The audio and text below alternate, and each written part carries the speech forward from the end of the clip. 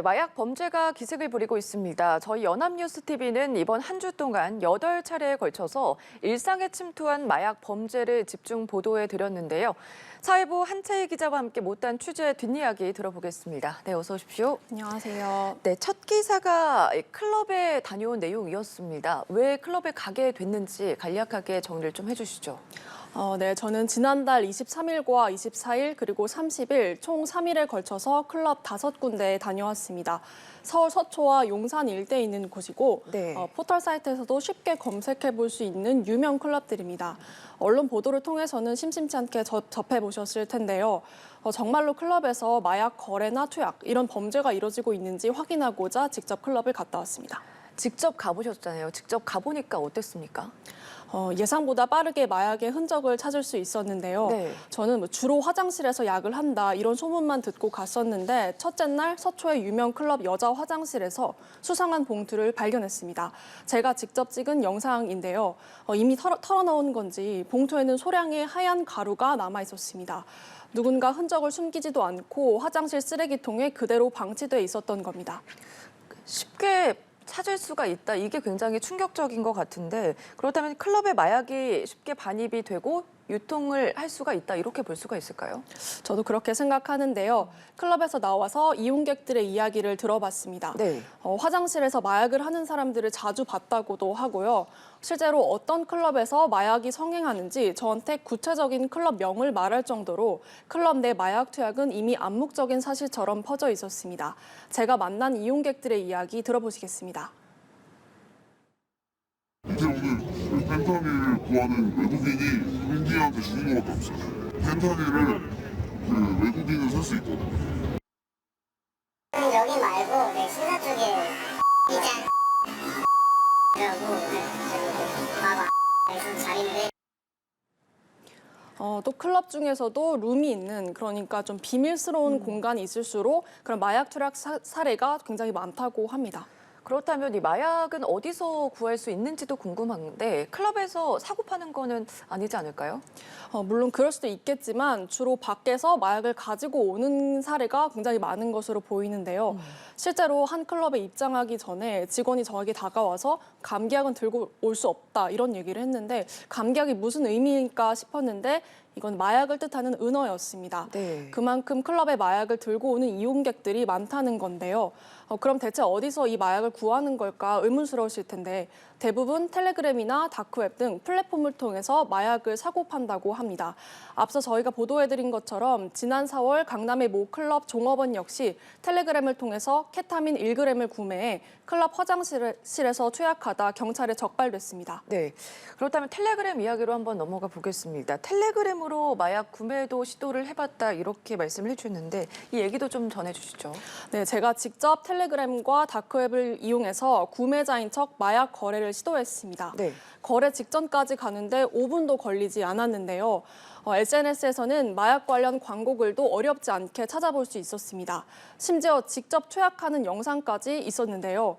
광고글을 무작위로 골라서 실제로 접촉을 해봤더니 1분도 되지 않아서 답장이 왔습니다. 제가 사는 곳을 묻고 그리고 그곳으로 금방 배송해 줄 수 있겠다 이런 식으로 유혹을 하기도 했는데요. 네. 보통 마약 판매자와 구매자가 직접 만나지 않고 약속된 장소에 마약을 두고 오는 이른바 던지기 수법을 사용하는데 이 방식도 저에게 제안하기도 했습니다. 마약상들은 대체로 가상화폐 결제를 제안을 하는데요. 이거는 은행 송금 기록을 남기지 않기 위한 어떤 수법입니다. 익명성이 보장된 텔레그램 메신저로 이제 판매 상담을 하고 가상화폐로 거래를 하는 방식입니다. 네, 다크웹에서도 접속을 해보셨는데 이것도 텔레그램처럼 굉장히 쉬웠나요? 그렇죠. 예, 아예 접속자의 IP를 암호화하기 때문에 다크웹 역시 마약 우범지대였는데요. 다크웹의 브라우저에서 마약이란 단어만 검색하더라도 마약을 알리는 광고글은 얼마든지 찾을 수 있었습니다. 심지어 텔레그램보다 더 안전하고 확실하게 좀 구매를 해주겠다면서 구매를 부추기기까지 했습니다. 아무래도 2030 세대는 플랫폼에 또 익숙하다 보니까 더 쉽고 광범위하게 마약에 노출이 될 것 같거든요. 그렇습니다. 가장 큰 문제는 제가 마약상에게 접근하는 이 짧은 시간 동안 네. 규제 장치나 경고 메시지가 하나도 없었다는 건데요. 그런 사이 실시간으로 마약 광고글이 올라오고 텔레그램 계정도 생겨나기까지 했습니다. 마약이 일상의 문턱을 너무 쉽게 넘고 있지만 그에 비하는 규제는 없었던 겁니다. 단순히 호기심이 있다고 하더라도 이전에는 접근이 어려워서 구하지 못했다면 이제는 호기심이 실행으로 바로 옮겨질 수 있을 만큼 구매가 쉬워진 상황이 됐습니다. 네, 그리고 요즘에 이 마약 범죄가 왜 이렇게 널리 퍼졌나 또 보니까 이 바닷길을 통해서 국내로 밀반입되는 마약의 양이 또 어마어마하다고 하더라고요.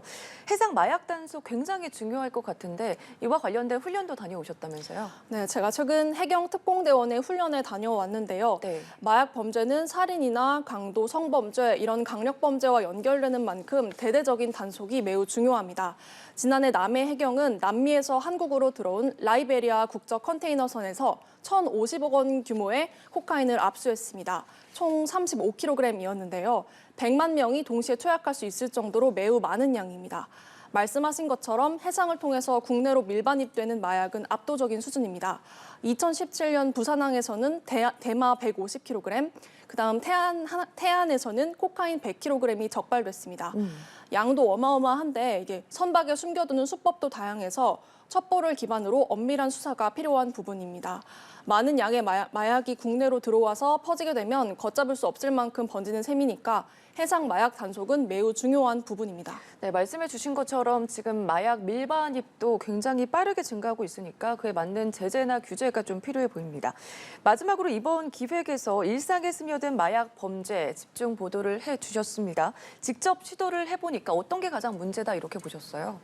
앞서 말씀드린 것처럼 단순한 호기심이 한 사람의 인생을 망칠 만큼 중독으로 이어지기 쉬워졌다는 겁니다.